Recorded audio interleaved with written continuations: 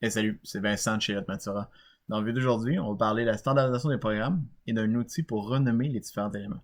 Cette vidéo-là fait partie d'une série de vidéos sur les façons d'améliorer l'efficacité lors de la programmation Calypso.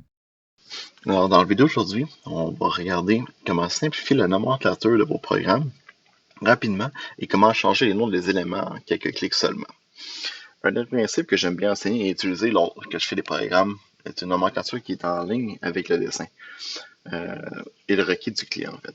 Un programme qui a une nomenclature claire nous permet d'améliorer la compréhension du rapport et ça facilite les retouches par la suite du programme. Donc, il est important de mentionner que le premier sujet de notre discussion d'aujourd'hui, c'est un raccourci qui suit les suites Office de Microsoft. On peut utiliser cet outil-là afin de trouver un élément ou une caractéristique dans un programme qui est vraiment massif. Mais aussi, on peut utiliser cet outil-là aussi pour renommer une série d'éléments. On va commencer en fait par créer 6 cylindres sur notre cadre ici. Pour la démonstration, 6. Donc, maintenant qu'on a nos 6 cylindres, on peut voir en fait qu'ils sont marqués dans cylindre 1, 2, 3, 4, 5 et 6.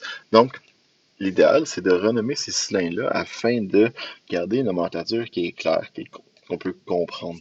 Donc, sur notre dessin, on avait les cylindres numéro 14. Donc, on va renommer ces cylindres-là. Donc, un des outils qu'on peut utiliser, encore là, toujours selon les suites Microsoft, si on clique sur F2 sur notre clavier, on va ouvrir une fenêtre Name Comment. Cette fenêtre-là peut être aussi ouverte en cliquant à droite sur notre cylindre, Rename. Parfait.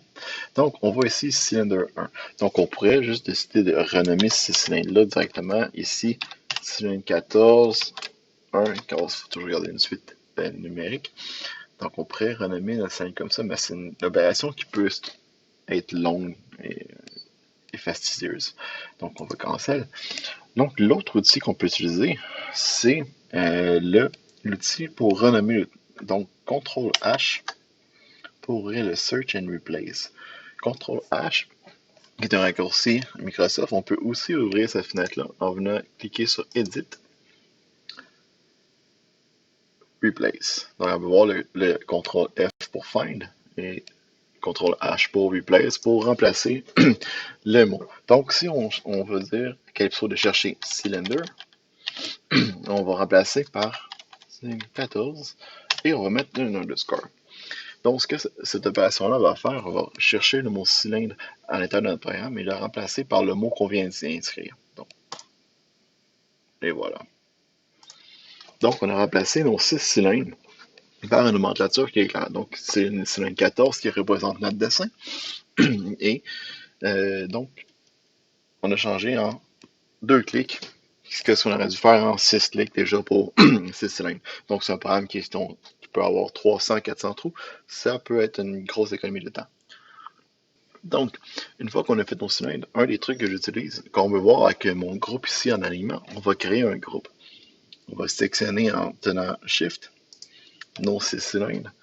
On va cliquer sur droite et faire un groupe. Alors, encore là, ce groupe-là, en cliquant sur F2 ou en droite Rename, on va pouvoir renommer ce groupe-là. Donc, cylindre 14. Donc, maintenant qu'on a notre groupe, on a un programme qui est quand même clair. On peut faire cette même opération-là pour nos caractéristiques. Donc, si on vient ici, on active notre tolérance de diamètre.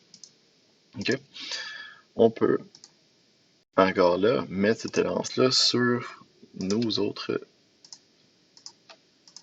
diamètres. Donc, on a nos 6 tolérances de diamètre. Encore là, c'est une tolérance qui n'est pas nécessairement ce qui est plus clair. On peut faire la même chose de renommer cette caractéristique-là. Rename. On va aller copier ce nom-là pour faire le replace. Donc, on va inscrire le nom. Et là, on pourrait dire item numéro 14, diameter, replace all. Donc, on vient déjà de tout renommer le programme de façon très claire.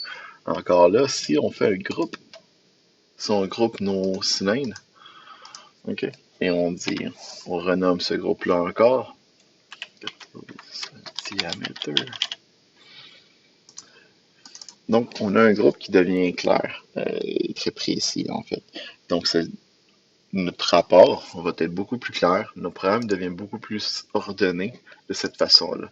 Si on roule ce programme-là pour type d'exemple, ce que ça va donner, c'est dans notre rapport PyWeb, on va voir le nombre de groupes qui va s'insérer dans notre programme. Là, donc on peut voir dans le haut de notre protocole qu'on va voir le numéro de groupe qui va être là. Donc, ça simplifie encore là de beaucoup et clarifie de beaucoup notre programme. Donc, c'est ce qui fait le tour, en fait, pour cet outil-là et ces petits trucs-là d'optimisation, de standardisation, de nomenclature, en fait, du programme Calypso. J'espère que vous avez apprécié la vidéo.